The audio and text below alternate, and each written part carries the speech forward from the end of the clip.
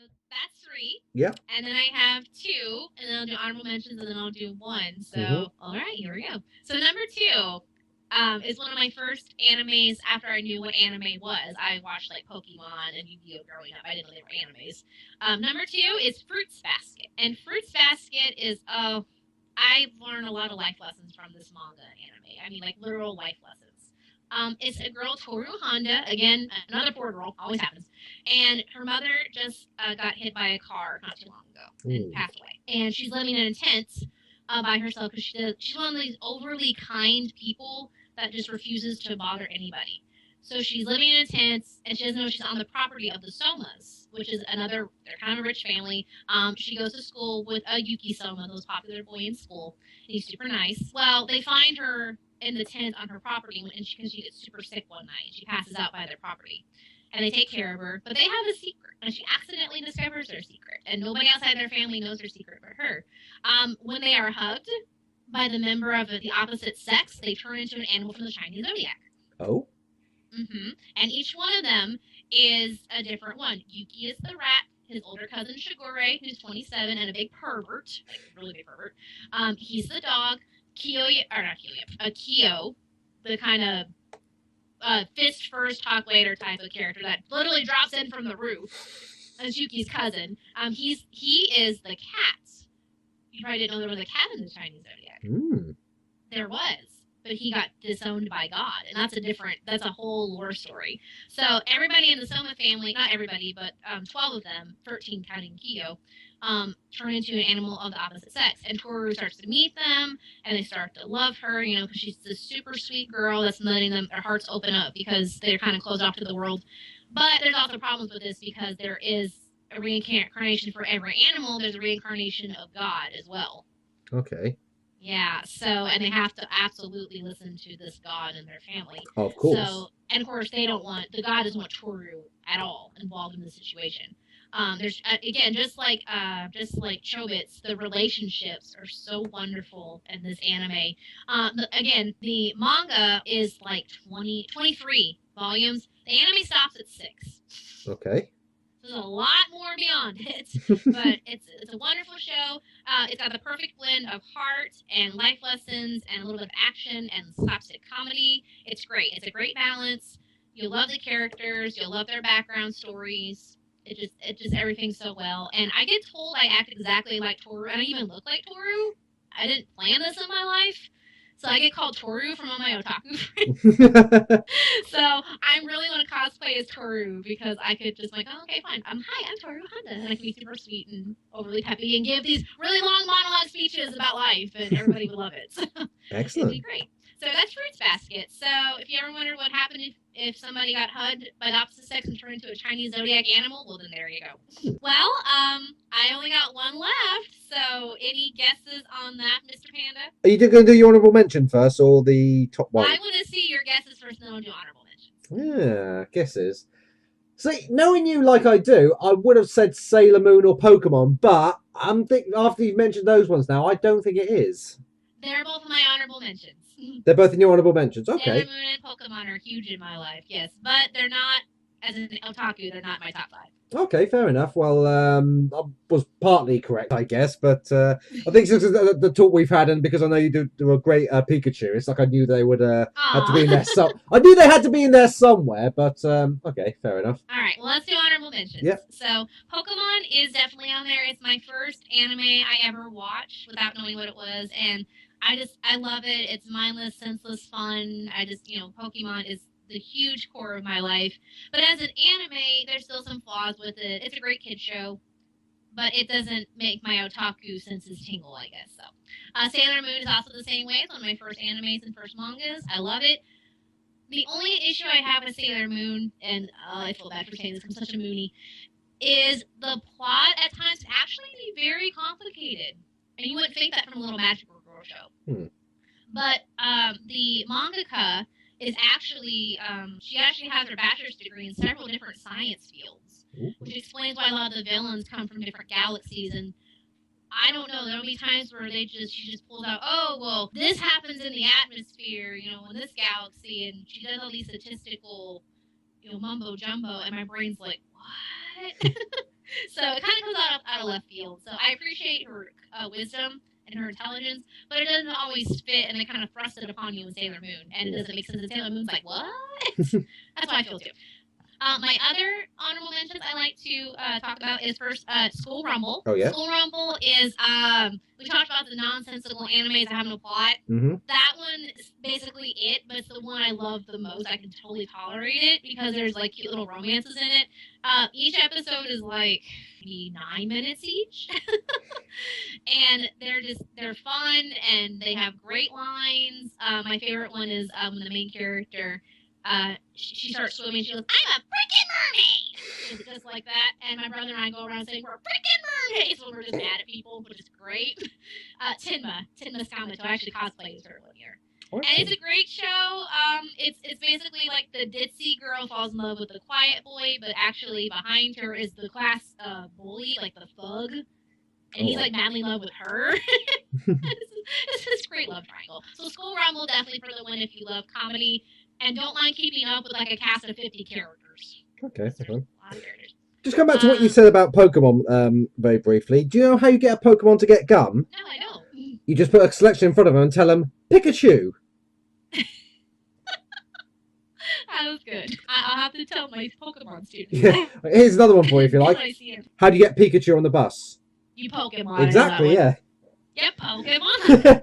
I actually had a Full Metal Alchemist joke there, which I should have probably done last episode. Go for it. I was thinking of taking up alchemy as a course, but I've heard it costs an arm and a leg. Nobody tells Vic Mignogna that.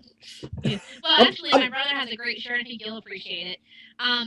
It has the alchemist circle, and he wore it in front of Vic Mignogna. Vic Mignogna just lost it. It says, "Screw it, equivalent exchange." Oh, brilliant. And he bought it at a con years ago, and he finally wore it. Vic Mignogna's like, "Dude, I love your shirt." Oh, I'm so going to get myself a shirt like that. That is awesome. Yeah, it's great. So I'm sorry, I get distracted, but hey, otaku, that's what happened. Indeed. Yeah. Okay. Sorry. Carry on. No, you're fine. I've got 2 more honorable mentions real quick, and then I'll do my biggie. Go for it. Another honorable mention I have is it's called Chubi Vampire. Is the manga name? They changed the anime name to Karen. That's the main character's name. And basically, she's an unvampire. She's from a family of vampires, and she makes blood. She makes too much blood, and then when she can't, inject, her fangs in somebody to release her excess blood, she has giant nosebleeds shaped like flowers. Oh, I actually know that one. Funny enough, I think I've seen that one. Oh, I love it because I think the couple in there, they're in my top 10 couples of anime of all time. Yeah. Kenta. And Kenta's got these big eyes. It's great. So, if you like vampires, but like kind of a different twist that's, comical, but still makes you think, and the most adorable, awkward couple ever, then I would definitely give Karen a try. And I can actually mimic the rival guy character of Winter. I've done his voice before for Will's show. All right. I can't do it right now, but I was just joking around, and my brother goes, "You just sound like a dude." And I said, "I can't sound like a dude. My voice is too high." He said, "Do it again." So I did it, and then we listened to Winter. I said, "Oh my god, I sound like Winter Sinclair." He goes, "You're a vampire hunter extraordinaire." Awesome. So I love Karen. Yeah, that's pretty All awesome. right. Are you ready for my number one? Da, da, da, da, da, da. All Hit with right. us. And my number one favorite anime and manga of all time is Card Captor Sakura. You know what? I had a feeling you were going to say that because you mentioned that in one of your status updates recently. But Oh my gosh. to be honest, I was waiting for that to be mentioned. I should have guessed to be number one. I love this show. It's so cutesy, but not like gag worthy. It's a great blend of magical girl and fun and cute little 10-year-old romance. There's a gay couple in it too, but that doesn't bother me. And it's great. It was my first anime ever for kids, and WB actually did translate it. That's what I grew up with, but now that I go back and I'm older, it doesn't do it justice because they cut out 30 episodes for no reason. Okay. Because this show is like Pokemon clean. Like, it's clean. Other than like the gay couple, but they hold hands once. Ooh, okay. So I was really sad about that. Britain actually got the full English dub. I don't know why. Yeah, I must have missed that we one. did, so. Huh? I must have missed that one because I never really watched that show, but I know of it. Yeah, I think yours came out like a year or so after the American, but it was done by the exact same people, and they just shipped it over to you. So they cut out 30 of our episodes, and again, other than maybe 2 little plot points I could see, there's nothing that needed to be cut out. It's very A-rated, very age-appropriate for everybody. Okay. Which is great. I don't know, but that's just me grinding. But I loved it. I mean, without this show, I wouldn't have learned how to use HTML. I made a fan site when I was 13, made some wonderful friends, met my future publisher for these fan sites because she was also a card captor nut. It got me into anime, it got me into manga, because my mom goes, I'm going to buy you these picture books.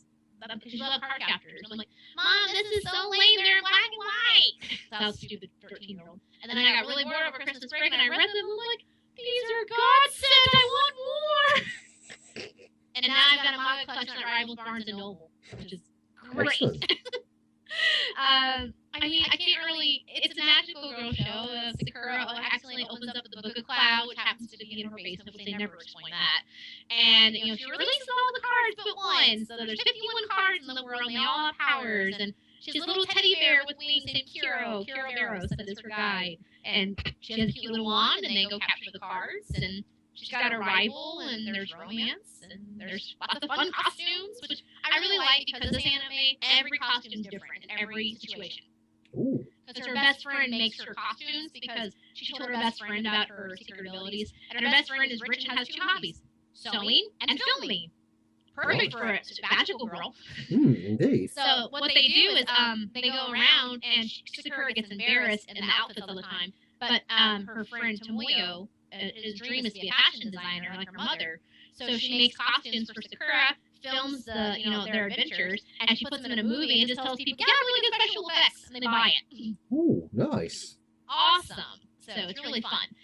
But of course, like every magical girl show, there's some intense fight scenes, there's some good moments, there's heartache, so there's a lot of good lore. And without this show, we wouldn't have Tsubasa Reservoir Chronicles, which is another huge anime and manga by Clamp as well. So card captors, you're the best thing that's happened to me in my life, and one of the best things. I guess Derek's good too.